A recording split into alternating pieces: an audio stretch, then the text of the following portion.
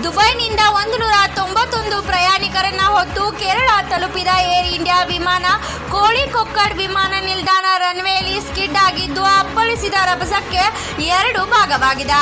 ಶುಕ್ರವಾರ ರಾತ್ರಿ 7:40 ಸುಮಾರಿಗೆ ಭಾರೀ ಮಳೆ ನಡುವೆ ದುರ್ಘಟನೆ ಸಂಭವಿಸಿದ್ದು ರಕ್ಷಣಾ ಕಾರ್ಯ ನಡೆಯುತ್ತಿದೆ.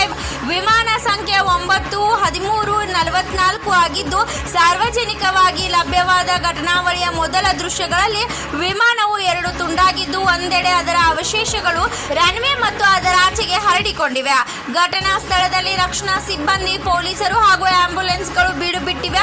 ಇನ್ನು ವಿಮಾನಕ್ಕೆ ಬೆಂಕಿ ತಗುಲಿದ್ದು ಎಂದು ಅಧಿಕಾರಿಗಳು ಸ್ಪಷ್ಟನೆ ನೀಡಿದ್ದಾರೆ. ಘಟನೆಯಲ್ಲಿ ಓರ್ವ ಪೈಲಟ್ ಹಾಗೂ 2 ಪ್ರಯಾಣಿಕರು ಸಾವಿಗೀಡಾಗಿದ್ದು ಗಾಯಗೊಂಡಿರುವ 35 ಮಂದಿಯನ್ನ ಕೊಂಡಾಡಿ ರಿಲೀಫ್ ಆಸ್ಪತ್ರೆಗೆ ರವಾನಿಸಲಾಗಿದೆ.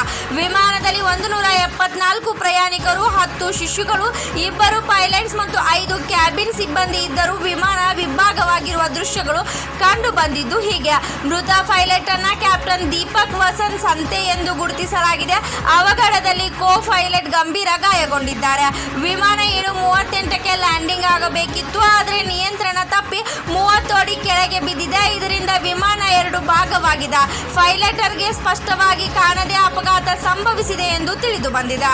ಘಟನೆ ಬೆನ್ನಲ್ಲೇ ಕೇರಳ ಸಿಎಂ ಪಿನರಾಯಿ ವಿಜಯನ್ ಟ್ವೀಟ್ ಮಾಡಿದ್ದು, ಕರಿಪುರದಲ್ಲಿ ಕೋಳಿಕೋಡ್ ಅಂತಾರಾಷ್ಟ್ರೀಯ ವಿಮಾನ ನಿಲ್ದಾಣದಲ್ಲಿ ಸಂಭವಿಸಿರುವ ವಿಮಾನ ಅಪಘಾತದ ಬಗ್ಗೆ ಅಗ್ನಿಶಾಮಕ ದಳ ತಕ್ಷಣ ಕಾರ್ಯಪ್ರವೃತ್ತರಾಗುವಂತೆ ಸೂಚನೆ ನೀಡಿದ್ದಾರೆ. ರಕ್ಷಣೆಗೆ ಹಾಗೂ ವೈದ್ಯಕೀಯ ನೆರವಿಗೆ ಬೇಕಾದ ಅಗತ್ಯ ಸೇವೆಗಳನ್ನು ಹೊಂದಿಸಿಕೊಳ್ಳುವಂತೆ ಅಧಿಕಾರಿಗಳಿಗೆ ಸೂಚನೆ ನೀಡಿದ್ದಾರೆ ಎಂದು ಹೇಳಲಾಗುತ್ತಿದೆ.